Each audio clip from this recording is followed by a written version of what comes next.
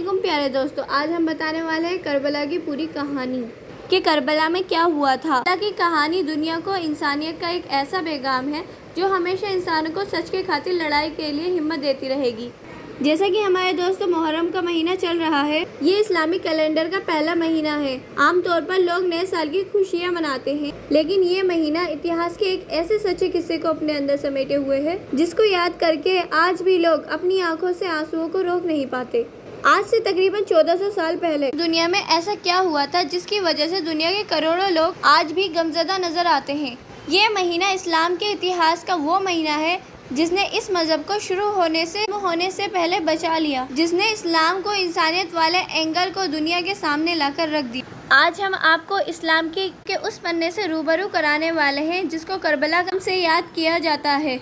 کربلا کی کہانی کا بیک گراؤنڈ کیا ہے؟ کہانی کا کلائمیکس سمجھانے سے پہلے پتہ ہونا ضروری ہے کہ اس کہانی کی شروعات کہاں سے ہوئی تھی۔ اسلام کی کہانی کربلا تک کیسے پہنچی؟ محمد صلی اللہ تعالیٰ علیہ وسلم نے اسلام دھرم کی شروعات کی کہ لوگ دھیرے دھیرے محمد صاحب کا اپنا اسلام اور کے لیے مضبوط ارادہ دیکھ کر اسلام دھرم کے ماننے والوں کی تعداد بڑھنے لگی۔ دیکھتے ہی دیکھتے اسلام دھرم پورے عرب میں پھیلنے لگا۔ آئیے دیکھتے ہیں آگے کیا ہوا۔ حضرت محمد صاحب کا کیا ہوا؟ حضرت محمد صاحب نے اپنی زندگی میں یہ اعلان بھی کر دیا تھا کہ وہ اللہ کے آخری پیغمبر ہیں، ان کے بعد پیغمبر آنے کا سلسلہ ختم ہو جائے گا۔ حضرت محمد کی ایک بیٹی کا نام فاطمہ تھا۔ پیغمبر صاحب نے اپنی بیٹی اپنے چچیرے بھائی حضرت علی سے کر دی۔ حضرت علی نے پیغمبر صاحب کے اسلام کو عوام تک پہنچانے کی بہت مہتوپورن بھومکا نبھائی تھی۔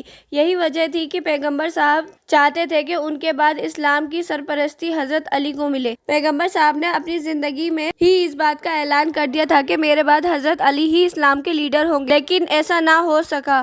جب 8 جون 632 عیسوی میں محمد صاحب کی وفات کے بعد کچھ لوگ سطح کے لالچی ہو گئے۔ اصل میں کچھ ایسے لوگ اسلام دھرم میں شامل ہو گئے تھے جو پہلے وہ محمد صاحب سے لڑتے تھے، ان کی حفاظت حضرت علی نے کی، اس لیے یہ لوگ حضرت علی کے دشمن بن گئے اور اسلام کو اپنے طریقے سے چلانے کی کوشش کرنے لگے، جن کا مقصد صرف اور صرف اسلام کی بڑھتی تعداد کا استعمال کرنا تھا۔ اسلام کے انہی لوگوں نے حضرت علی کو پیغمبر صاحب کا وارث ماننے سے انکار کر دیا اور خود سطح کی کرسی پر جا گئے۔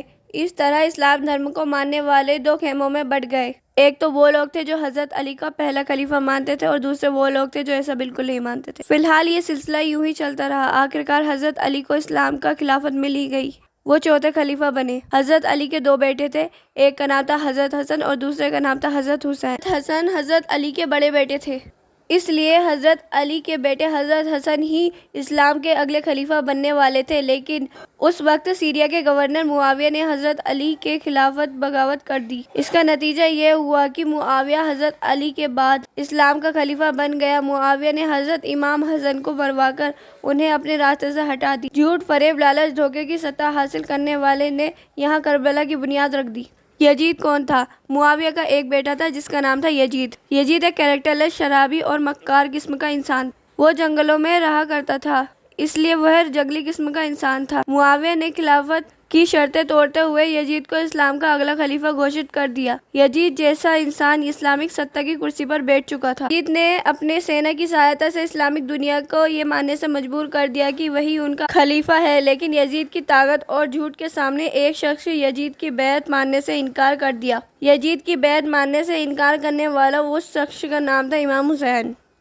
آگے کا قصہ ہم آپ کو نیکسٹ پارٹ میں سنائیں گے۔ ایسی ہی ویڈیو دیکھنے کے لیے لائک اینڈ سبسکرائب ضرور کریں۔